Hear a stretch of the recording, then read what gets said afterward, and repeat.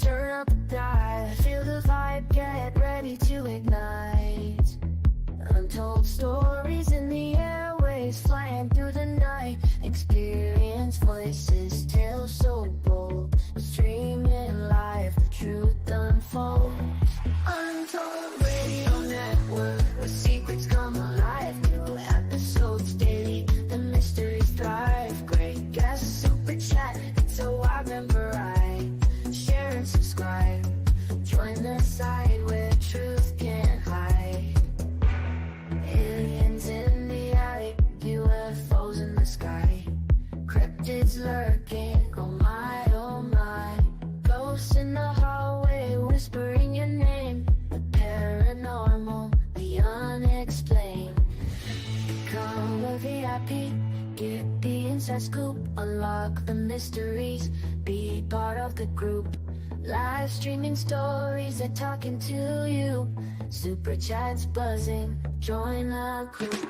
Untold Radio Network, where secrets come alive. New episodes daily, the mysteries thrive. Great guests, super chat, it's a wild member. Share and subscribe, join the side where truth can hide. So if you've got the guts and you want to explore, tune into the Untold, it's what you're looking for. From aliens to ghosts and all that's unseen. Untold Radio Network, where the world's mysteries convene.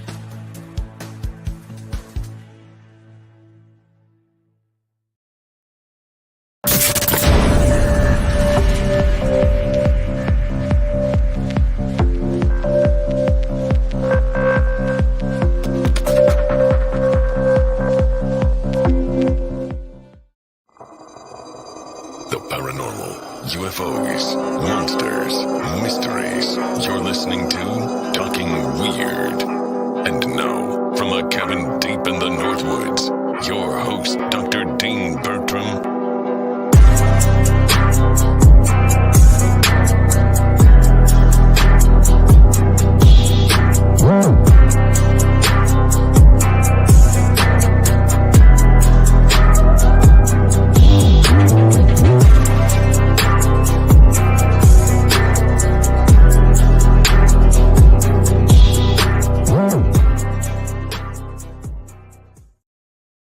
Greetings, all my fellow weirdos and weirdettes. You're listening to Talking Weird on the Untold Radio Network, and perhaps you're watching as well. And thank you for joining me, whether it's live now on YouTube or Twitter/X or Facebook, or whether you're watching the video afterwards where it's archived there also, or if perhaps you are listening to us on one of the many podcast platforms that the show goes out on.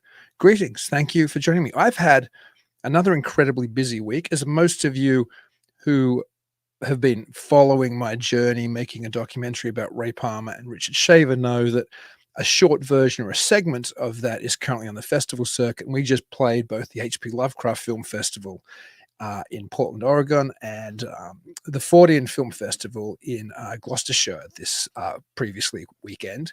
And coming up this month, we're at the Brooklyn Sci-Fi Film Festival, which runs October 14 to October 20 in various venues. We're also at the Milwaukee Paracon. This again is the Shaver Mystery short film, and that is at the Irish Cultural and Heritage Center in downtown Milwaukee on October 19. I will be there not only presenting the short, but I'll also be doing a bit of a talk on Shaver and Palmer. So I would love it if you could come up and say hi to me if you visit there, and I would love it if you could come and visit. It's going to be a heck of a festival, or a heck of a convention, not just my little short film, but there's lots of wonderful speakers there. And then we're at Film Quest in Provo, Utah on October 24 to November 2nd, and also Black Sunday Film Festival, the Halloween event at Everyman Chelmsford, which I believe is in Essex, I think. Anyway, that's Saturday 26th of October. So there's some of the October screenings. There's more to come, but I don't want to just keep talking about all the screenings, but that's what's coming up for the rest of this month.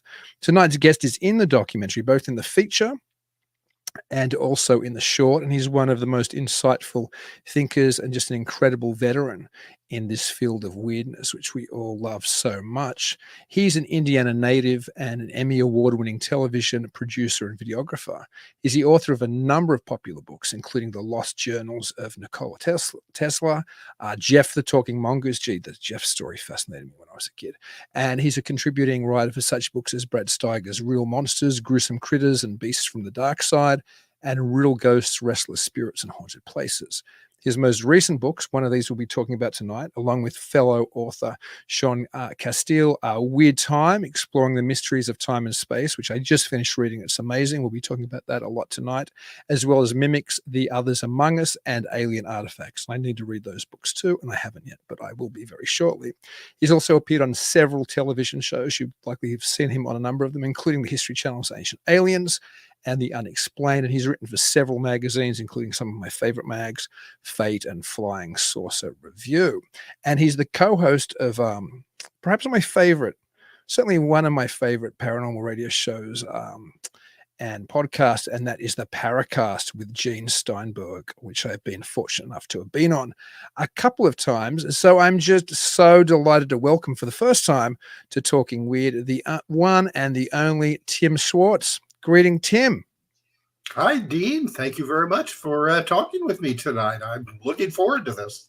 I am too. I always love chatting to you. I've been fortunate enough that I've got to speak with you at length about the documentary, and I've been fortunate enough to talk to both you and Gene on the Paracast. And of course, you wrote one, or you edited a book which has been quite central to my documentary, and that is Richard Shaver, if I can show it. There's the old man himself, Reality of the Inner Earth. I just got back from a trip to Summit, Arkansas, where Richard Shaver spent the last 13 years of his life, I think. And that book there talks about one of his abductions when he was there by the Darrow, the underground aliens who tormented him for most of his life. So some of that appears in the documentary. Before we talk about your book, which is the focus, I have to share this with you and with everybody else out there because I'm so super excited about it. And I will get to the people in the chat because, yes, we are live. So it's awesome to have people there. I will be there in a moment to chat to everybody. But I got a couple of treasures when I was in Summit. Again, it was Richard Shaver's final home. And I think you'll appreciate them as much as some of our listeners do, Tim. And I think I'll start with this. Richard Shaver, as you know, Tim, lived near me in central Wisconsin for some time, and he moved to Summit. And when he moved to Summit, he drove to Arkansas. And I met the woman who owned his house after him this weekend. And among other things, or this last weekend, I acquired the license plate that he left in the garage after he'd passed of his car that he drove. It even has the date stamp on there. He came down in 60. He came down in 60, late 64. So yeah, it was good until 64. The metal plate was issued in 63, but then he had it long enough that he got a new tag for 64. Yeah. So yeah. Oh my gosh. I couldn't believe it. And then we'll get to your book in a second, but I have to share this with you as well. I got a number of these from the same lady who owned the rock cottage in Arkansas after he did. Original Shaver cuttings. Oh my gosh. Yeah, you can see how he would saw these things so thin for his rock books where he would see the art of the ancients in there. Where did she find those? Well, apparently when she bought her mother bought their home not long after Shaver had, Shaver passed and his ex-wife Dottie lived in the home for some time after that. I think she survived Shaver for about 10 years. But afterwards there were rocks everywhere. Remember, he spent 13 years cutting rocks. They were all over the property. And so she took, and to be honest, when I went there, you could still see some there today. But these were ones that she'd actually taken away when she owned it. So I acquired them from her. There's a new owner now who kindly let me shoot there. But you can see things in the garden beds and stuff. And you're like, that's a Shaver. That's a Shaver rock. You can see the cuttings. It's crazy. Just crazy. Yeah, anyway. Well, I want to say real quick. Tim Beckley always used to tell me the story that when he was a kid, Shaver would send him like boxes of rocks, when Tim lived in New Brunswick. And I guess his mom just always complained about it because it's constantly getting these, as she said, these boxes full of dirty rocks, and then made Tim pitch him out into the backyard. So he says somewhere in New Brunswick, there's probably a yard that's still full of shaver rocks. We need to go and investigate there, you and I, Tim. Yeah. Funnily enough, I met the widow this weekend of the postmaster who was the postmaster when Shaver was in Summit. So she knew Shaver as well. Can you imagine how much she posted through her husband's post office in Summit? The rocks, for example, all the lineographed, all his things he printed himself, and my goodness. Anyway, it was a wonderful trip, but that's not what we're talking about. I had to share it with you though, because I'm super pumped. Obviously, I just got back. Your book though is just incredible. It's so interesting, and as we said before we started the show, just you and I, when we started talking about it, because I only just read it. It's just loaded with so many things about time travel, about time slips, about time distortion, about glitches, about weird things to do with time. And there's the book I'm putting on the screen for those listening now or watching now, Weird Time. Can you tell me, maybe before we talk about some of the examples, how did you and Sean come up with the idea to cover this broad window of strange phenomena around time? This book is what would you call it? The descendant, I suppose, of a couple of earlier time books that I wrote when I was working with Timothy Green Beckley. The first one being, I think it was called Time Travel Fact Not Fiction. But this was a book that was originally was supposed to be written by one of Beckley's other writers who went under the pseudonym of Commander X. And I guess that they had a contract that Commander X was going to write, 3 or 4 books, with time travel being one of them. Well, Commander X had some kind of health issues and couldn't finish his contract. So Beckley asked me, I had just started working with him, and Beckley asked me if I wanted to take on a couple of these books, one of them being Time Travel Fact Not Fiction. And I was like, oh, yeah. I've always been fascinated, by time and time travel and things like that. So, I wanted to take that one on. Commander X, Beckley sent me the notes and the preparatory material that he had gotten together for his version of the book, and he was focusing more on like the paranormal, magic, mythology types of aspects of time travel, and which ended up going to the book as well. But I also wanted to bring in a more recent stuff. Now, of course, this would have been in the middle 1990s, so there still wasn't a lot of stuff out there taking a legitimate look at the nature of time. Scientists were still considering time, with the exception of Einstein, of course, more of a philosophical matter rather than something that could be investigated, with physics or, mathematics or whatever. So that's where I, discovered the whole thing about, time slips. Time slips especially ended up being really fascinating, and other major aspects of that book. Well, now fast forward to last year when Sean and I were looking at what our next book was going to be after Mimics the Others Among Us. And so I had always wanted to do an update on the previous time travel books. And everybody that we talked with and saying, well, we're thinking about doing another book about the nature of time travel, things like that. And everyone was like, oh, I want to read that. Everybody was so enthusiastic about this idea. They wanted to read this book before, it wasn't even out of our thought stages yet. But, people were like, write it now. I want to read it. So really, that's how it came together. And then, the people that I brought in, people like Scott Corrales and Diane Tessman and Nigel Watson, each one of them contributed a chapter. And I'd asked them, I said, do you have anything, about the nature of time travel, time mysteries that you would like to write about? And everyone was like, oh, yeah, you bet I do. And that's really what makes this book so great, I think, is all of these different great writers that we have that have also written for us, in our previous books. But boy, I tell you, they were on their A game, with their chapters on Weird Time. No, indeed. I love to see Gene Steinberg's chapter as well, where he looked at the kind of popular culture and the influence of the idea of time travel within, science fiction and Hollywood and things. That's kind of a little bit of my wheelhouse. That was a great chapter. I love that one, but maybe because I know and both you and Scott wrote a number of pieces in the book as well. Like the majority of the writing is probably yours, Tim, as much as these other people contributed as well. All of their stuff is wonderful, but your chapters were all just phenomenal.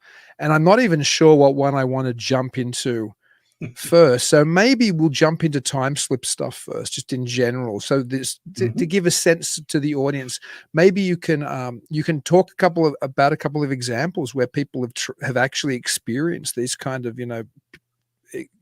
this phenomenon where they slip into a different time or something else slips into their time.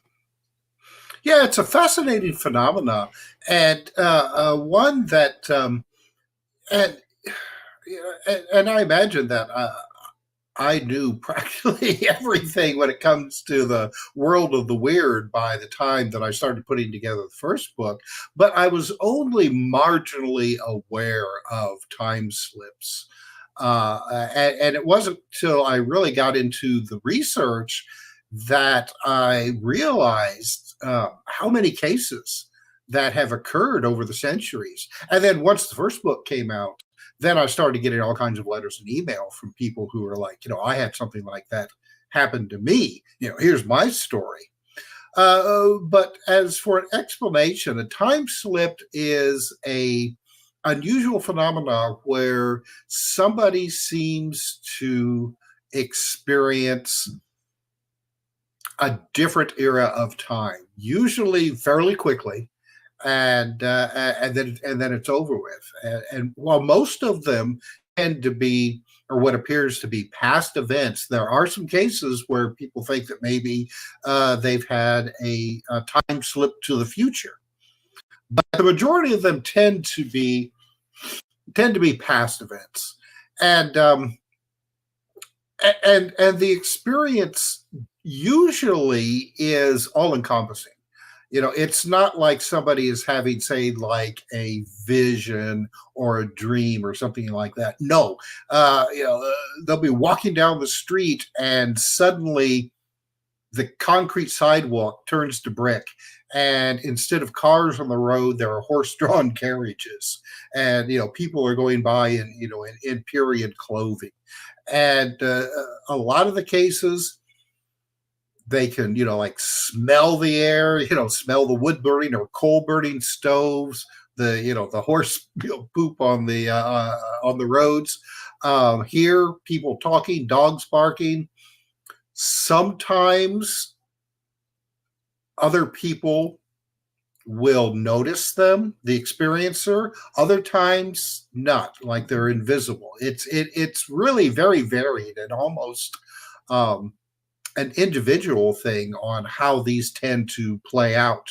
But usually, like I said, it only happens for a short period of time, and then suddenly you're back into reality again.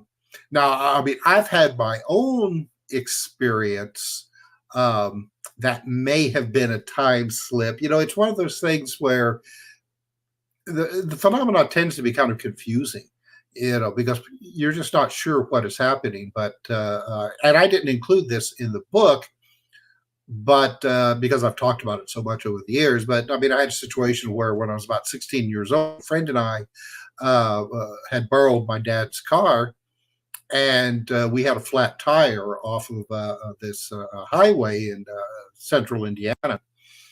And as we were trying to jack the car up and fix it, the jack couldn't get a good hold on the road because it was a gravel shoulder.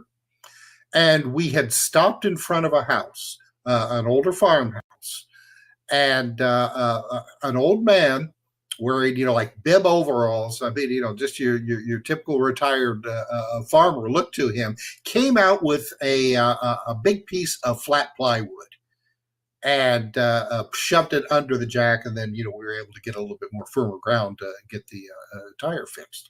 So we went on our way. And when my mom found out about this, she insisted that I take back, she had made like a pie or a cake.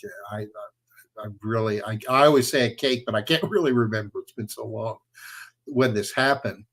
And for the life of me, I could not find that place.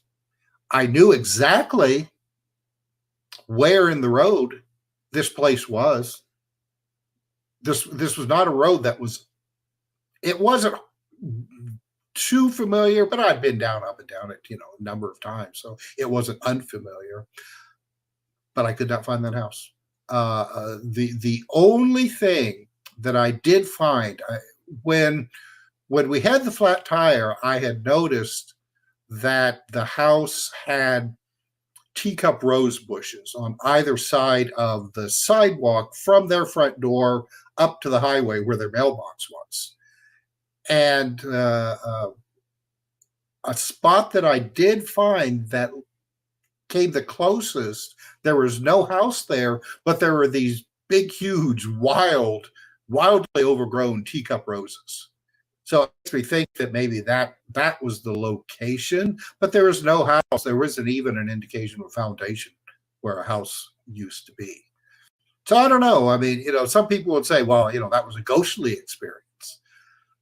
But I don't know. I mean, it fits a lot of the characteristics of certain time slips. The exception being is that, we interacted with this guy and he did not seem to be surprised, because if it was a time slip, like you think of a traditional time slip, or maybe we were experiencing a past event, you would have thought that this guy would have been, I've never seen a car like that before. But no, I mean, it just seemed like a normal type of situation. The guy helped out a couple of stupid kids, fix their flat tire. So I don't know. It's an odd event, but that's what makes the stories in our book that are similar so fascinating, so incredible. Yet they're coming from people who probably had no prior knowledge that these kind of weird events actually take place. And they're just telling me or the other investigators what actually happened to them. And they have no explanation and no way really to figure it out for themselves. Yeah, it's fascinating. It's interesting too. I have a very good friend in Australia who became an editor of a major magazine. Very good friend of mine. I've known him since like early high school, and he told me a story of when he was quite a young man, late teens, early 20s. That first kind of European vacation he was doing, and that he and a friend one night were out in Central Europe in a small town area exploring, and they found this wonderful bar restaurant where they were welcomed and people were in traditional costume and the like. And then they went back the next day and they could never find it. So, and he was implying it wasn't like it was something was Brigadoon-esque, you know what I mean? Like we found this place that shouldn't have been there and it had come from another time. So I wonder how many people have had these kind of experiences. We've had a couple comments and questions that I'll get to for you now. D. Mitchell was saying it sounds like a potential time slip, and he asked you, interesting, was there any atmospheric or weather oddness at the time? With my experience, no, it was just I seem to remember it was just it was a summer afternoon, blue sky. It wasn't raining or thunderstorms or things like that, which have been known. People have reported those kind of things happening during their times of experiences. However, like I said, I mean, they run the gambit all the way, from up and down the scale for different unique experiences. Catherine Fourfeathers, who's a regular viewer of the show, says there's also a cool forward by Mark Oley, and indeed it is. And she heard him recently on a podcast, and he's just a wealth of knowledge. His kind of forward is fantastic. What made you seek out him or to write that forward for you? Because it's great. We've had Mark on the Paracast a couple of times, and I just always found him to be just a fascinating guest, and his books are fantastic. And he came to mind right away when I was looking for authors. At first I was going to have to write a chapter for the book, but then I said, I need a really good forward to this book, and I think that Mark would do it. And I was correct. I mean, the forward that he came up with is just incredible, and really launches the book off. In fact, his forward is so good that I was afraid that people first were like, "Oh, this is a great forward," and then the rest of the book is just be like, "Oh well." No, it's all great. There are some examples too, which I found particularly just intriguing, which might explain things like the doppelganger phenomenon, and that's when people seem to have a type of experience with themselves, maybe themselves slipping back or forward in time. Are there some of those examples you could maybe tell our audience about? Yeah, there's that's one that was provided to me from the guy who does the blog Phantoms and Monsters, and Lon Strickler. Yes, thank you, Lon Strickler. And I mean, he has contributed something for I think every one of our books, Alien Artifacts, Mimics, and then some of the previous ones that we put together that were part of books that Tim Beckley was in the process of developing before he passed away. And then after he passed away, we still had this material because, naturally Sean and I were like the major writers and editors and proofreaders for Beckley's books that we put together. But yeah, some of these doppelganger effects. Now you have like Paul Dale Roberts, who does a lot of ghost investigation, and he's more inclined to think that doppelgangers could be spirits actually mimicking somebody from the living. In fact, there's the old myths and legends that if you see a doppelganger, then you don't have long to live. But there's some cases that we have in Weird Time where there's one case in particular where this boy was out playing in a parking lot, and he actually saw a kid on the other side of the fence watching him. And when he got a closer look, he realized that it was him, dressed in different clothes. But he said it was like looking into a mirror. Fast forward then a couple of months later, this same kid was walking past this playground, it was a empty parking lot, and he saw himself playing basketball. And the same scenario unfurled like it had before, except his vantage point was now on the sidewalk rather than playing basketball. So that's what would be known as like a time loop.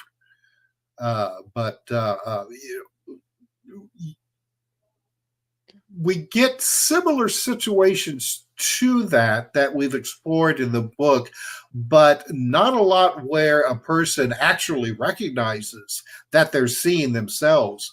But the times that we do, the times where the person does actually recognize themselves, it's very shocking, to put it lightly. There's other more graphic terms for that, but I don't want to. It's probably a PG-rated show. Yes, but definitely people are shocked out of their mind almost when they see a doppelganger of themselves. There was one case where this little girl in her family home, and it was an older home, but still she saw the ghost of an old lady going up the stairs, who then this lady turned around and looked at her, and she said this lady looked like my grandmother. Well, fast forward like gosh, I don't know, probably 60 years later, this woman had gone back to the family home. All right. She was in the process of selling it. And she was going up the stairs. She heard a noise behind her, and she turned around, and there in the doorway of the hallway on the other side of the stairs was this little girl staring at her. And she realized that she was looking at herself as a little girl. And at first, it was a situation where, she thought, am I seeing the ghost of somebody? Because she didn't recognize herself at first. But then the original event that she had really kind of forgotten about when she was a kid came flooding back into her memory. And at that point, when that realization that she could be looking at herself, the little girl just vanished. She said she just kind of faded away like an image on a television would fade away when you turn it off. Just whoop, and she was gone. But she didn't disappear until that thought came into her head that I'm looking at myself. So I don't know if that has anything to do with the phenomena, but I think that it's an interesting point that I've been looking for other cases now to see, involving doppelgangers, to see if it's a similar situation where once you realize that you're seeing yourself, then it stops. I don't know. It's fascinating. I got goosebumps when you told that story as well. There's a lot of goosebumps inducing stories within the book, actually, but you tell them so well. And it's interesting because that's something the book suggests, that there might be a number of different, what we think of as Fortean or paranormal phenomena, which can be explained by disruptions in time, that can be explained by time slips. You mentioned one then. It sounded like a ghost story, for example. And there are a number of those examples in the book. But of course, something which is particularly, I think, intriguing, and listeners of this channel, because we're very cryptidy on the Untold Radio Network, is a suggestion that some cryptid manifestations might have something to do with time slips. Yeah, I have a chapter that I put together. It's called "The Ghosts of Cryptid Past." And it actually was going to be part of the previous chapter, which dealt with ghosts and hauntings and possible time slips or time loops. But there was so much to the cryptid stuff that this deserves a whole chapter on its own. But if you look at the whole cryptid phenomena, and I mean, not just, Bigfoot and lake monsters, but, thunderbirds and the devil monkeys and all kinds of what was it, like the screaming kangaroos of southern Illinois and Missouri, places like that. It makes you wonder, because it's obvious that people are actually seeing these things. Because once again, and this is something that I point out in a number of our books, is that a lot of these experiences take place with people who are in a vacuum of information about that kind of stuff. All right. Most of the people who have these experiences, and it's a lot harder today with the internet and reality television, to be ignorant of this guy. But there are still a lot of people who have no interest in this stuff, not familiar with it, and yet report the very same kind of stuff time and time again all over the planet throughout time. All right. And there's not a lot of deviations, with the exception of, like I said, there are different aspects based on the individual reports, but there are aspects that really do not deviate that far from each other. This includes the cryptid sightings. All right. Like I said before, people are really familiar with Sasquatch. All right. That's really popular now. But one of the things that vexes most investigators and really adds fuel to the skeptical fire is, why haven't we got a body yet? If these things are running around to the point where so many people every year are seeing them, why hasn't one been hit by a truck yet? Why hasn't one been shot by a hunter? So it makes me wonder. Now, I'm not saying that every one of these creatures could be some kind of, I don't want to say time travel, or that's not the word, ethereal traveler. Let me put it that way. That there probably are some physical creatures that we don't know about that still exist on this planet. I firmly do believe that. But the way that these things can march down a road, leave footprints, go around a tree, and then vanish completely, makes me think that there's something else going on. You have these ones that actually have been seen to walk out of what's been described as a portal, like a rip in time and space.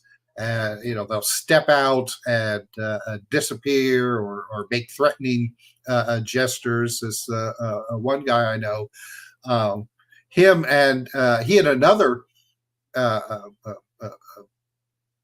cryptid hominid researcher spent 2 nights being threatened by these what appeared to be small, dark, hairy creatures that would emerge from this portal, what appeared to be a portal in the forest, would rush at them, and then they would shine their flashlights on them and they'd disappear, only for it to repeat itself again all night long for 2 nights in a row.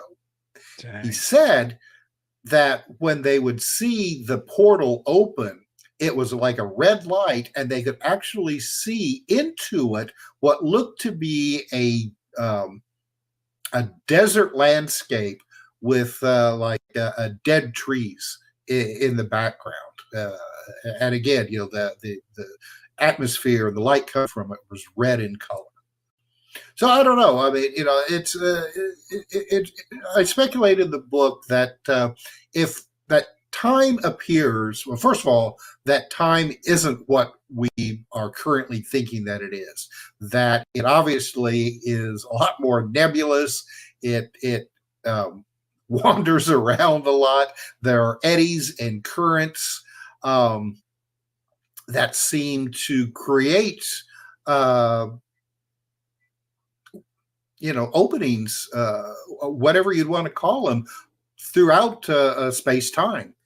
So, could it be that some of these creatures are actually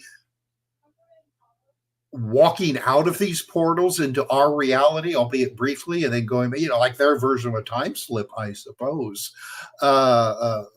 Same way with a lot of these other really bizarre cryptids that people are seeing. Ones that it would be really hard to believe that there were physical creatures like this. People seeing actual dinosaurs running across the highway, and they realize how bizarre and possibly stupid that sounds. You're not going to go home and say, I saw a Tyrannosaurus Rex run in front of my car on this road trip, and people are like, okay, what have you been drinking? And that's the thing about all of these types of experiences, is that a lot of times the people who have come to me to tell me these stories have really only told me. because they've been afraid to tell others about what's happened to them. They're afraid, first of all, that maybe they're crazy, and they don't want to tell their friends. They don't want to tell their coworkers. Most of the time, they don't even want to tell their families.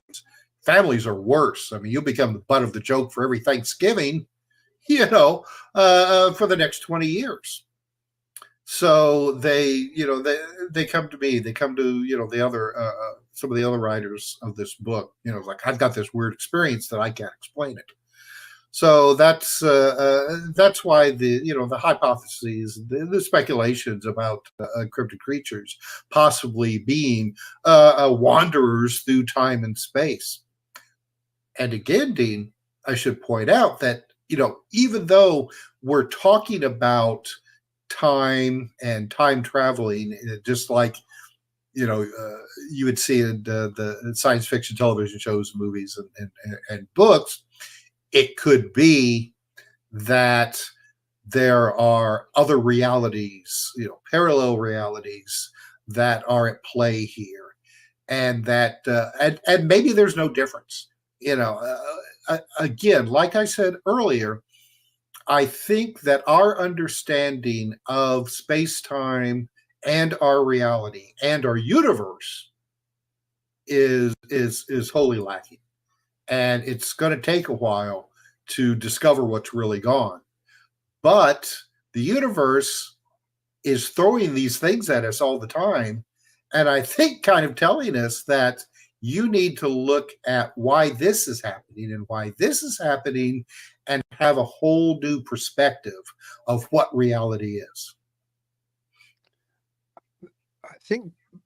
I think you're dead on. I think that so much of what we think of as the paranormal and Fortean and cryptozoological and ufological, perhaps the real value in these type of experiences or apparitions or whatever they are is that it really does seem to offer some cracks in the cosmic egg, that there's something more complicated out there than our daily, go into work in our cubicle and then come home and binge Netflix. Reality actually suggests there is. And certainly, as you were talking then about cryptids, it seems to be, it's such an interesting theory that they might be slipping through time, because so many of them seem to be relict populations, whether it's the things people see all the time, like you talked about, Bigfoot or lake monsters or like plesiosaurs, or whether it's things like somebody before mentioned in the comments mentioned both dinosaurs, as you did as well. I think it was Greg Olson mentioned, as well as what's the bear with, is it the short-nosed bear, the giant bear that used to be in North America, whether it's thunderbirds, whether it's all of these things seem to be, so many cryptid experiences seem to be with things that existed once here, or seem to be like things which existed at once here. But maybe to shift gears a little bit, because I know time slips is different, as you kind of hinted at yourself before, than intentional time traveling. There's intentional time traveling looked at in the book as well, which is, I mentioned Gene Steinberg's article about its influence on culture, but you actually talk about some people, including somebody who I was fascinated with, who used to be a regular guest or a quasi-regular guest on the old Art Bell show, and that was Mike Madman Markham. So maybe you can talk about some people who've come forward and actually proposed that they're able to travel through time, or that they've developed, because you have a wonderful chapter about these people who say that they've developed the technology to travel through time in your book. Oh yeah. Well, that's the wonderful thing about that chapter. It's like the last chapter of the book, and most of the people who I feature in that chapter are like garage or basement tinkerers, usually with radio, electronics, electricity, things like that. And like Mike Markham, just messing around with stuff just to see what would happen. And his story was that he actually was working on making a Jacob's ladder, which is a device where you've got two and you'll have to forgive me. I mean, my knowledge of electricity is lacking. I think it's like 2 electrodes that has a spark that then runs from the base up to the top. You've seen it in Frankenstein movies. You got that device that's got the 2 wires, and the electricity goes like zip like that. That's a Jacob's ladder. And he was using. Was it the capacitor? I'm not sure. It Had to steal some transformers. I know that he needed more powerful right. transformers. Oh well, yeah. Well, at first he was just working on something on a table, like a tabletop thing. But he was working from a whatever it was that powered the laser for a CD player. He wasn't, cannibalized that. But as he was working with it, it formed like a kind of a electrical mist, as he called it, in the center of it, rather than the charge starting at the base and then dissipating at the top. So just to see what would happen, he threw like a metal screw at it, and it disappeared, only to reappear on the other side of his room a few seconds later. So, at first he thought, wow, teleportation maybe. But the more he got messing around with these things, he kind of surmised that that he may have created a portal through a space-time. Now, where his story gets interesting is that he wondered what would happen if he could up the power more. So he knew that the electrical company in his town had a bunch of transformers out in a field, surrounded by a fence, somewhere, that had been taken down. They were used and had been replaced by newer ones. So he determined which ones were good and stole, I think, about 6 of them. Now, these are big things. You see them on the top of electrical poles.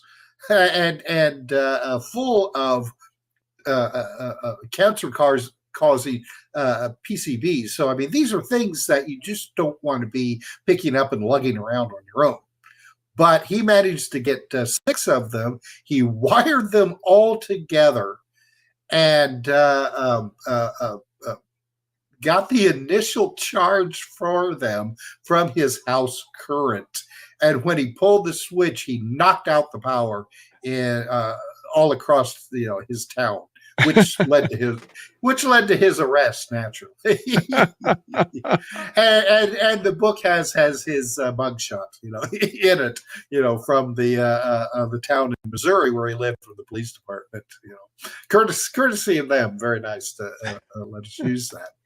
But he went on to Art Bell afterwards, after he was arrested, and talked about his experiments, and told Art Bell that he didn't need the transformers, that this experience showed him how he could actually build, I think it was a Tesla coil, which a lot of electro hobbyists know how to build, and that he could use the Tesla coil to power these things. Well, then he went and disappeared and didn't show up until more than a year later with this story that when he did power this up again, he walked through it himself and found himself clear across the country, I think in Ohio, in a field with no memory of who he was or how he got there.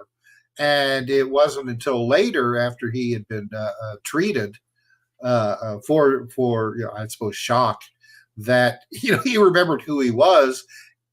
And he claims that by the time he got back to his home, which was a rental, the landlord had foreclosed on him and had then sold everything that was inside to pay his back rent.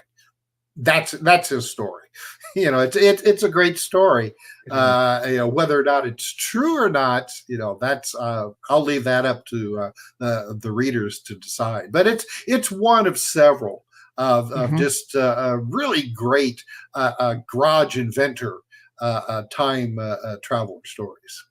Yeah, the book has a number of examples, like you said, of people who've experimented and claimed to have been able to travel through time. Something else I found really interesting in the book was, and I didn't know about this, but obviously it was something that was going on, is I guess academics or scientists who were trying to do studies of the internet, which might indicate that people online were dropping clues that they'd been time travelers, or that they'd come from the future into the past. Could you talk about some of that methodology and some of the things they were doing to try to work out if time travelers were interacting with us in I guess what was then the present?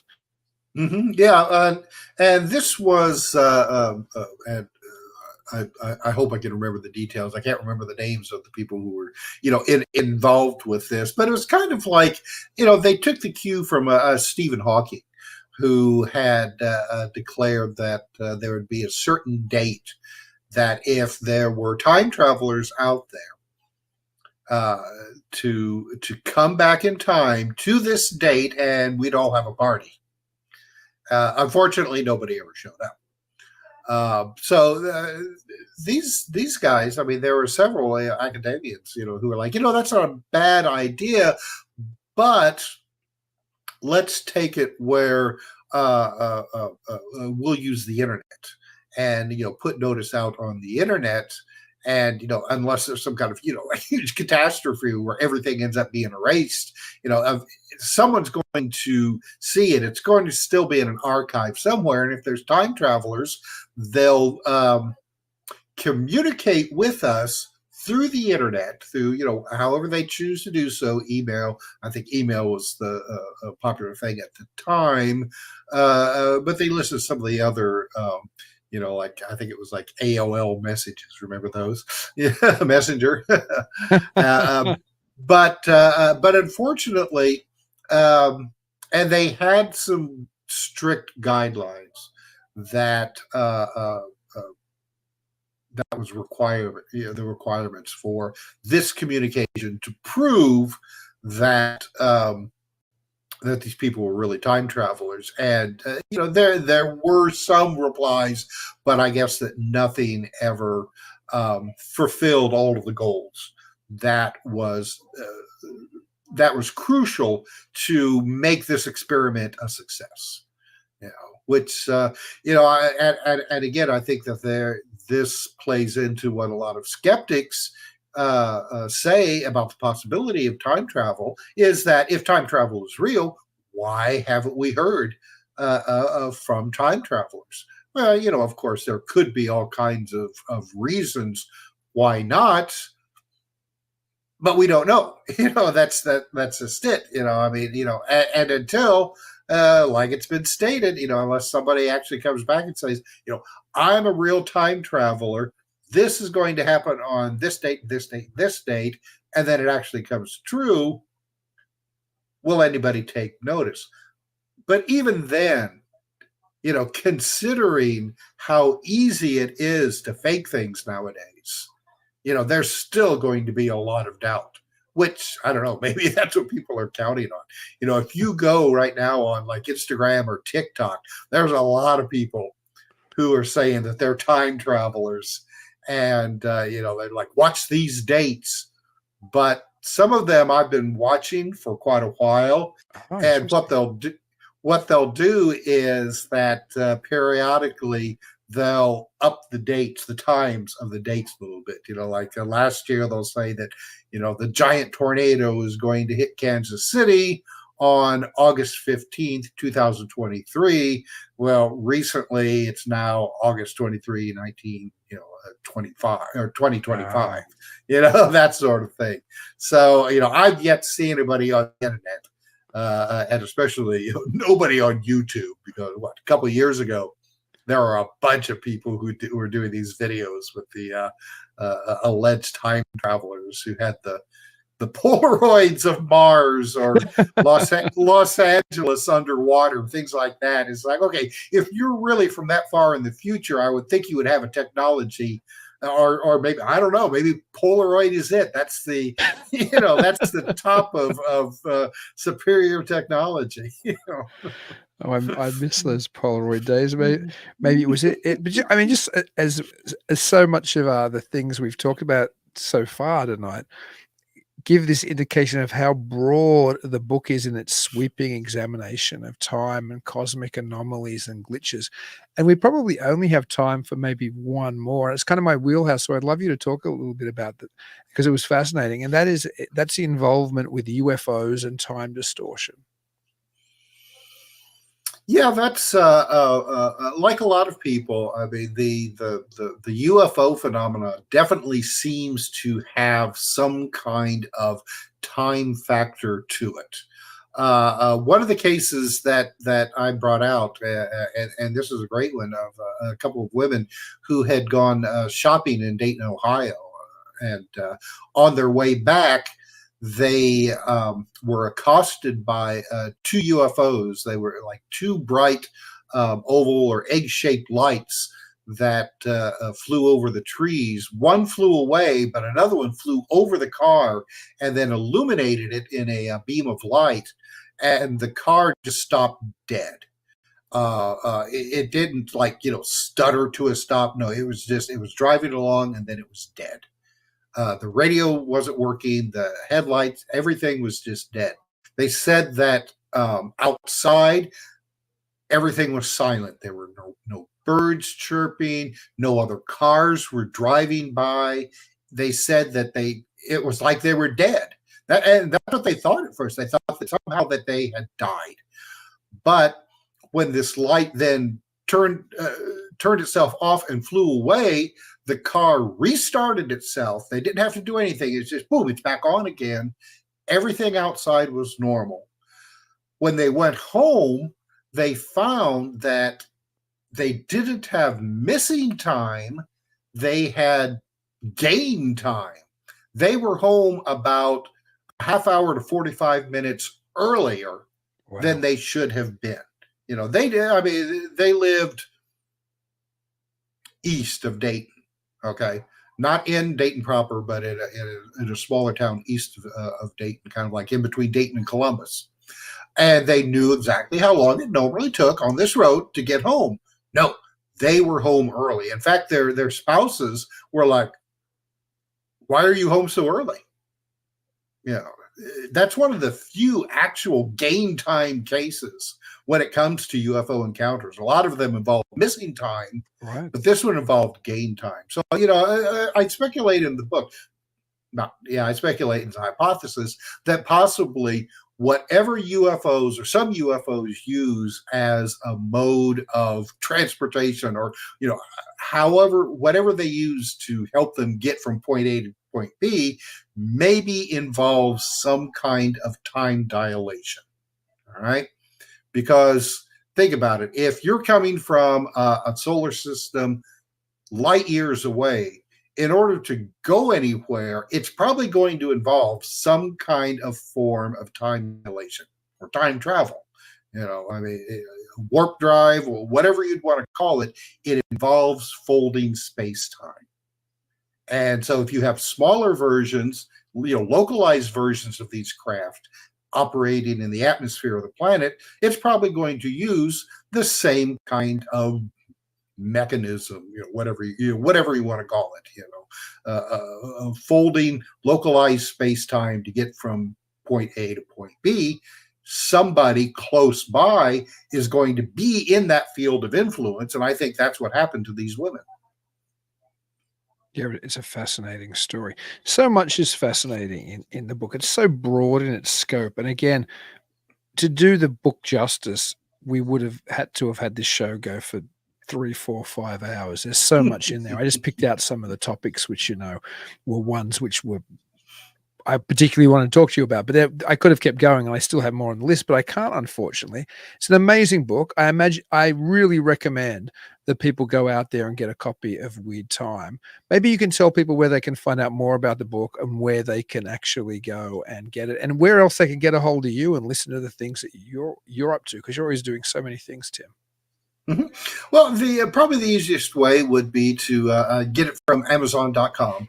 You can just type in my name, Tim R. Swartz, or the title, Weird Time, Exploring the Mysteries of Time and Space. It comes both as a print or e-Kindle version. You may be able to find it at some of your favorite local bookstores or libraries. And I always encourage people to patronize both. But again, yeah, the easiest place would be to go to Amazon.com. And if you want to find out more about the book, it's got a website which is weirdtimebook.com. And if you want to listen to me more, I don't know why, but I'm the co-host of the Paracast with Gene Steinberg, which is heard on most, on some radio stations around the world, and definitely on practically all of your favorite streaming platforms. I shouldn't say it because I'm on a different network, but it really is the gold standard of paranormal radio. It's so fantastic. The Paracast is spectacular. Yeah, it's been around since I think 2005. I've only been with him for about 3 or 4 years now, but yeah, it's an excellent program, and I'm proud to be a part of it. You're a wonderful team, the two of you. All I can say is, listen, people should go and get a copy of Weird Time, because it's whatever your interest in, the Fortean or the paranormal, the weird, you're going to see time connections that you probably weren't even conscious of, maybe having anything to do with it. And I can't thank you enough for coming on, Tim. It's always such a great pleasure to talk to you. Well, thank you, Dean. I had a great time talking with you tonight. I hope your viewers enjoyed this as well. I have no doubt they did. And until I talk to you again, Tim, and until I talk to everybody else out there, please keep it weird.